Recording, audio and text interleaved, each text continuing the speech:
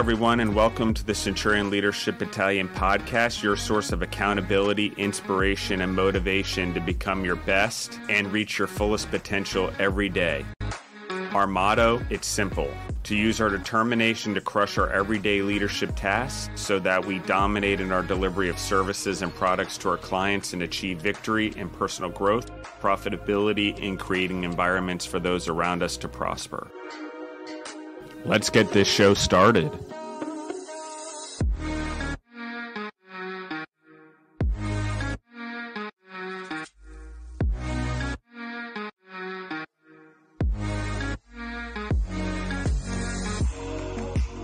Welcome back to the Centurion Leadership Battalion podcast. This is your host, Elena. We have our other host, Justin, today, and we're really excited. We're not doing a Q&A episode today. We're doing a core value exploration episode because our core value for the month is be humble and honest, authentic and vulnerable. So we are going to dive a little bit deeper into what that means in just a moment. But before we do, I want to invite you to leave us a rating and review as you're listening, unless you're driving. Please leave us a rating and review. We would love to hear your feedback on what you are gaining from these episodes, what you would love to hear more of, and just how we can better lead you. You can also connect with us over on social media on Facebook or Instagram at Centurion Leadership Battalion. And welcome, Justin. I'm really excited for today's episode. Oh, how are you doing today, Elena? I was muted. Sorry about that. So we can have a chuckle there. And how's everything going? How's the bun in the oven? Everything is going well. Everything is good. Actually, not being sick every single day is a really nice change, it turns out. So everything is going well. Thanks for asking.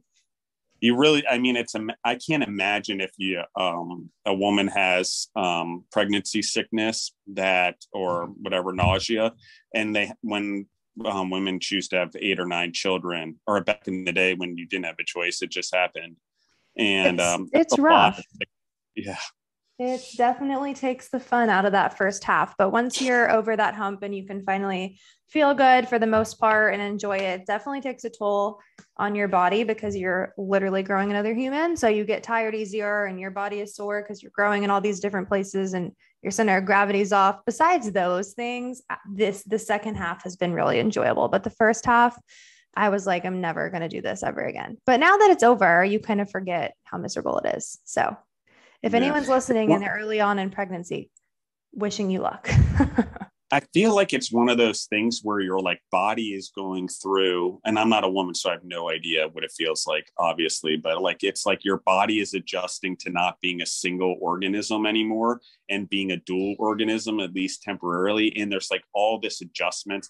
And then you're dealing with this new DNA that's in there in your body because it's half of your child that's from the father. And it's so that's the compatibility in the bloodstream now that's going through you. So it's this crazy, weird scenario. But I wonder if that's a lot of it. It's I now have this new chemical in me and new DNA, and my body is taking a long time to adjust. And I don't know if that's what it is. I'm sure there's really a medical explanation. I'm just totally making shit up. But it's I've got to imagine that there's something like that, because I've got to imagine that it can't be, the body's not going to react normal to foreign DNA and stuff like that. And I know we do with blood, but I think growing a baby inside of us and sharing our blood with them, and then 50% of the DNA comes from the father, I think there's probably a difference of things that go on there.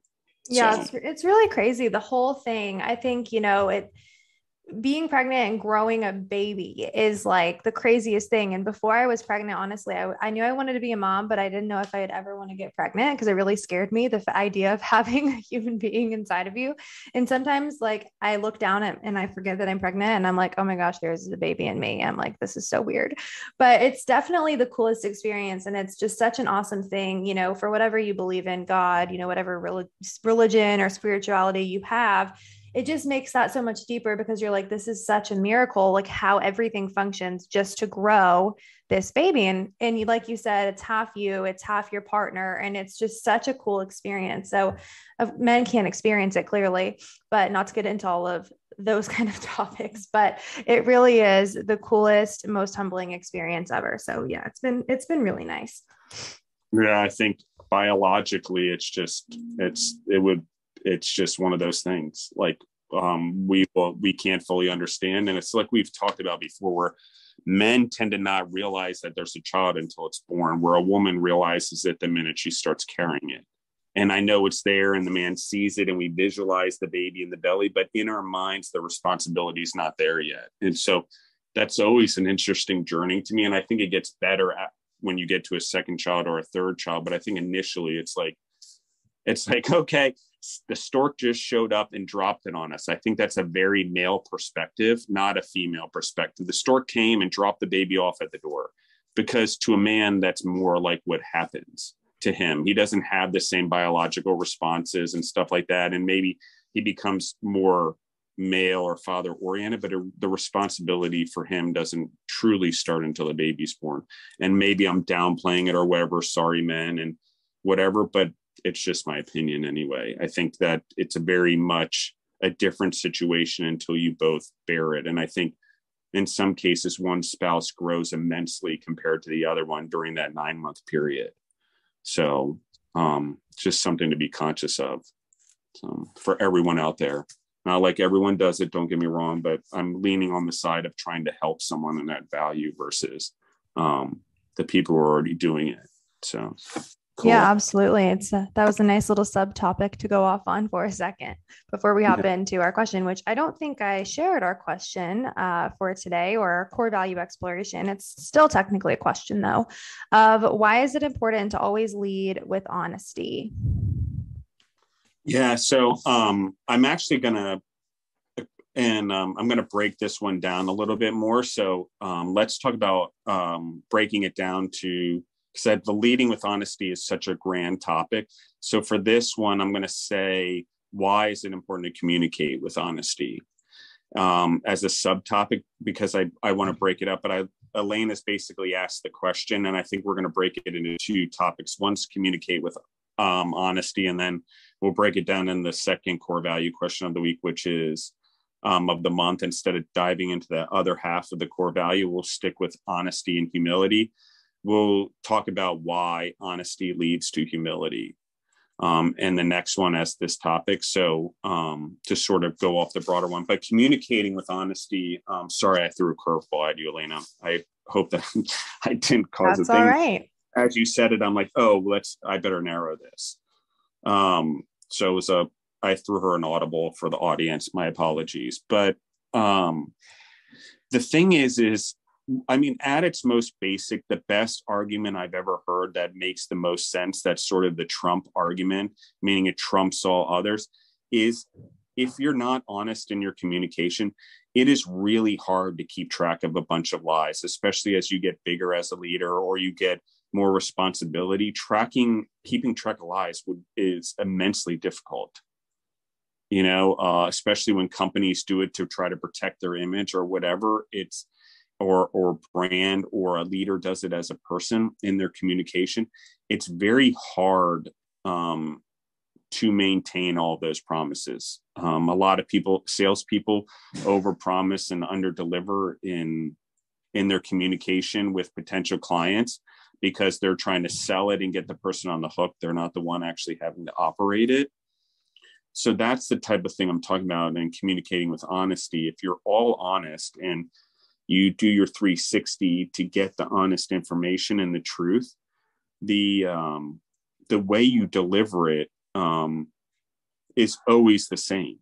And you'll build a lot of credibility in being honest and dealing with things as more matter of a fact, not like emotion and passion aren't a big deal in conviction, but it's really, really, really, really important to always be honest, because you're going to save yourself so much time and so much effort and so much mental anguish by just not having to deal with keeping track of all the things you said to one person versus another because you're trying to sign a deal. I'm using a salesperson target. You could say the same in your relationships. If you overpromise in your relationships and underdeliver, you're not doing yourself any favor. And I can do that sometimes as a human.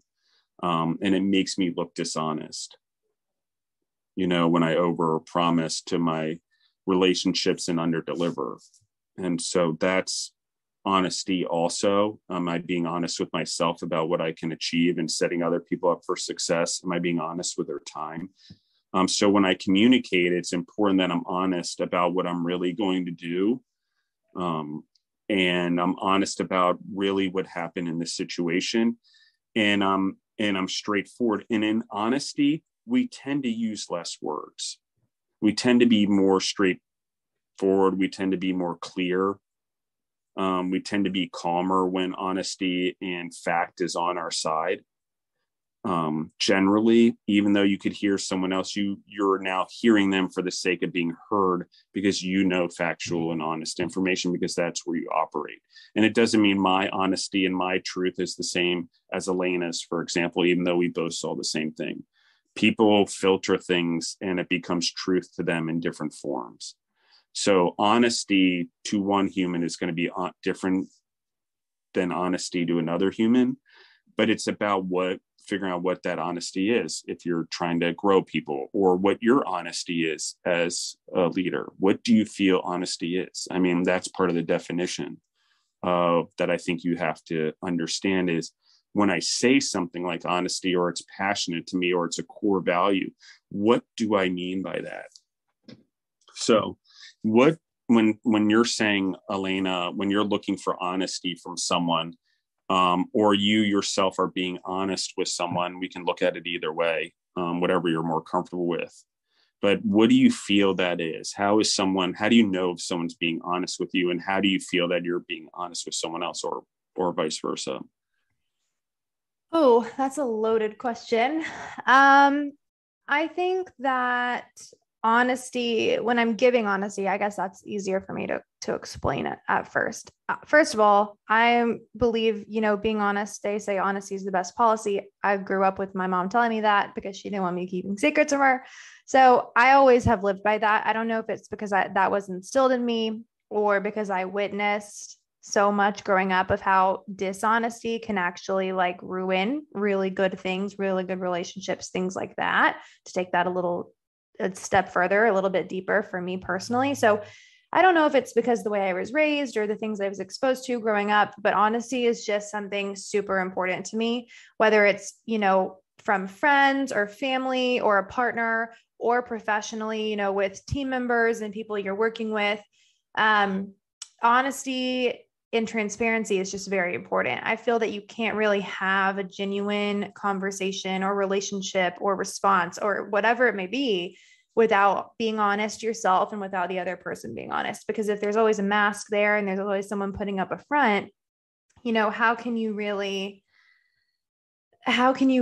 connect with that person, or how can you really help that person with what they need help with, or how can you expect to be helped? If someone, for example, like we talked about early on, that I'm pregnant, right? So if Greg, who is my significant other, if he said to me, how are you feeling?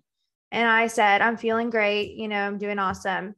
And then he's like, okay, good. Like, and he's thinking I'm being honest with him. So then he, stops asking, or doesn't go the extra mile, or like whatever it may be. Or he says, okay, well then I'm going to go, golfing or hunting or whatever it may be for himself. Cause he's thinking, I'm good. I'm just relaxing, whatever. But if on the inside, I wasn't honest and transparent and authentic with him, and inside I'm really overwhelmed, or I'm really emotional, or I'm really not feeling well because I'm pregnant, whatever, or I'm really hormonal, whatever it might be. And then he goes and does that, and I lash out and I freak out about it and come back later with a bad attitude or whatever it might be.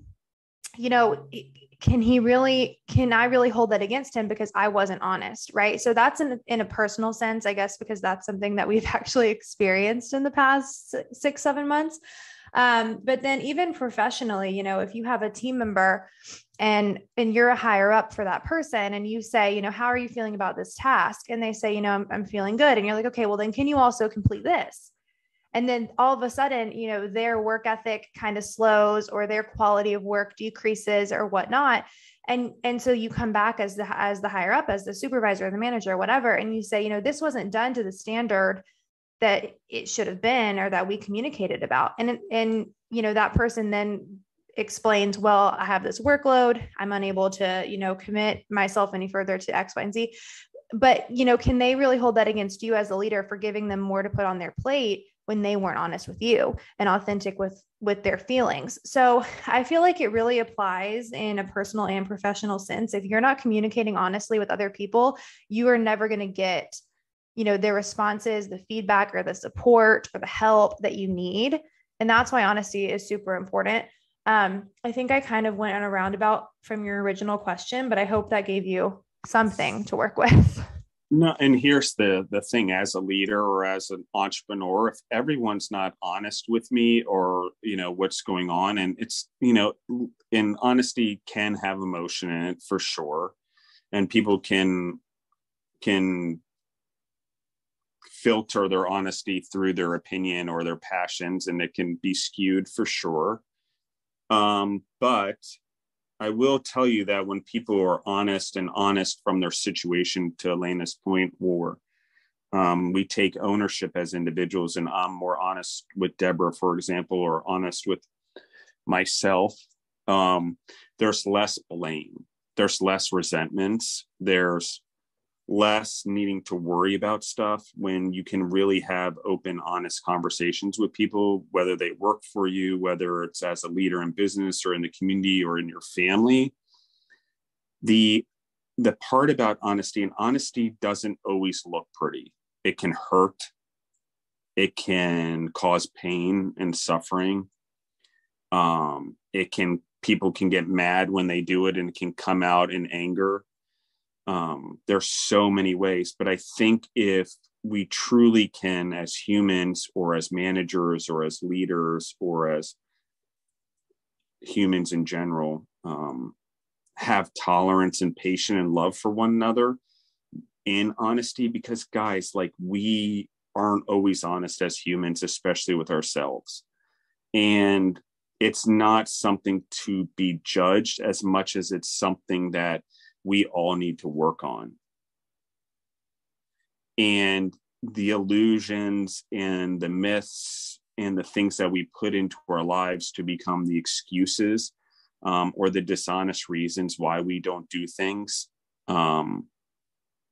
it's hard, right? Because if we don't hold ourselves accountable to honesty, we're not leading by honesty. The people around us are not going to see that we're being honest. And certainly they are not going to be honest either, because they're a reflection of leadership.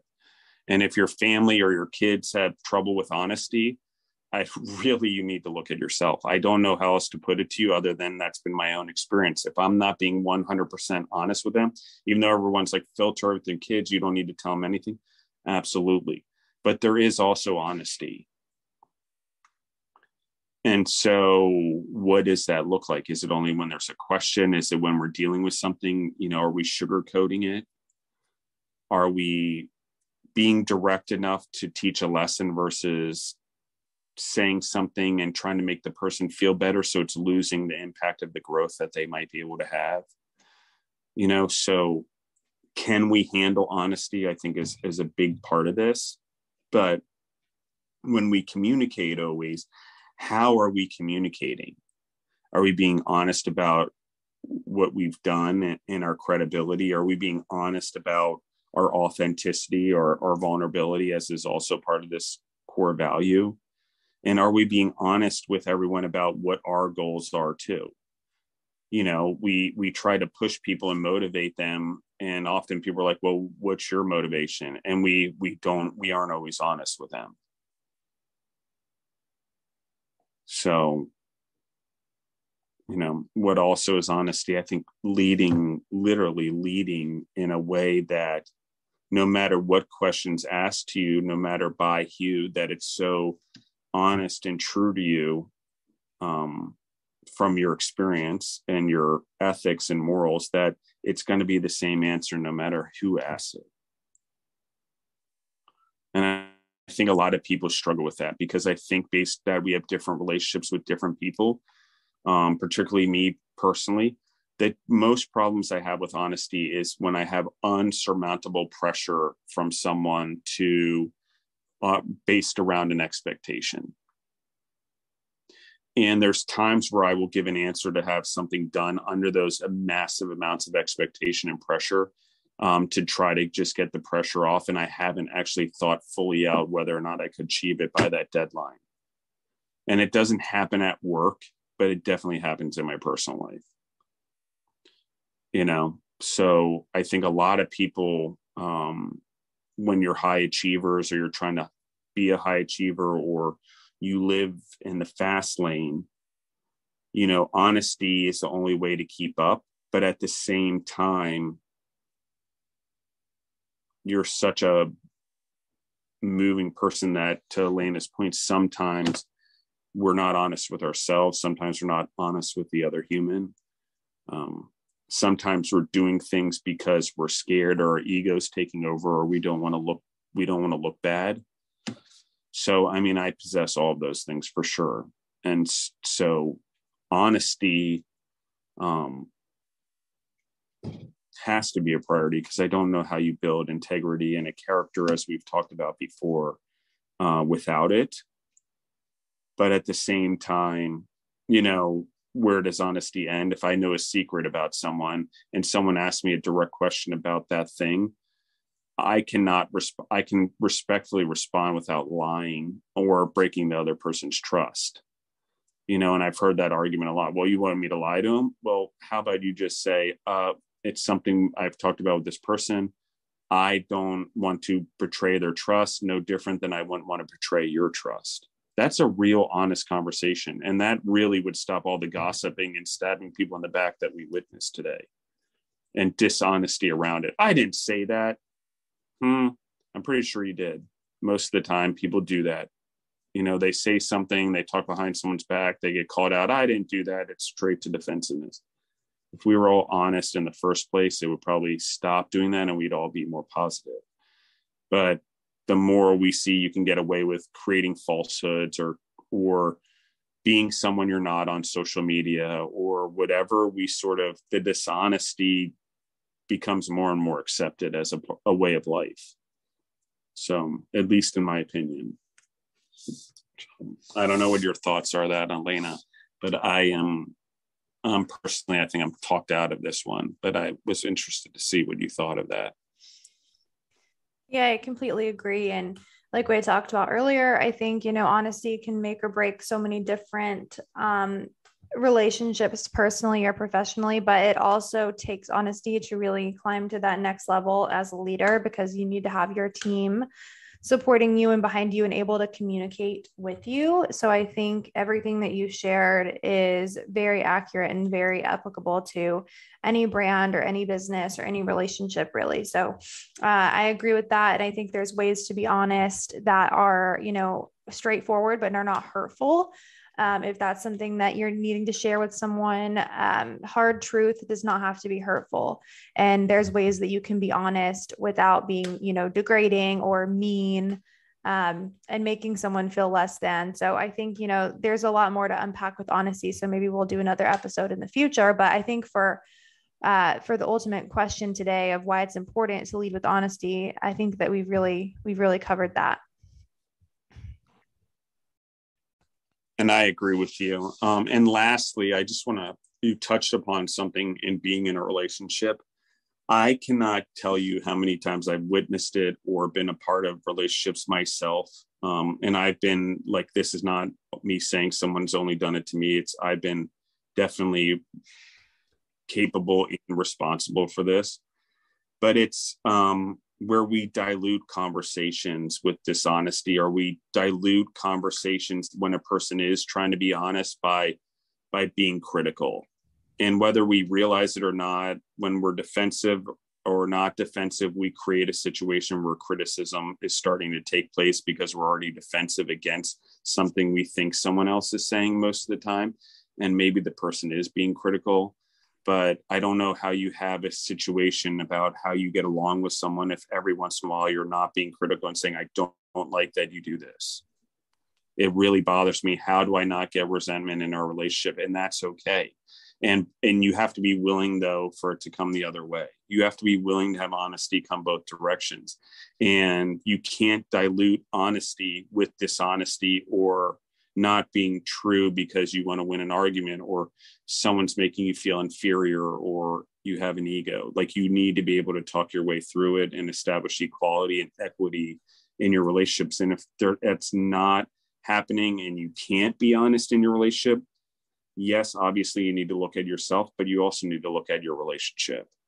And that's whether it's a work relationship, whether it's a personal relationship or a loving relationship, it's not, I have found that perfectly honest humans can be very dishonest in the wrong relationships because of the pressure and because of the dynamics.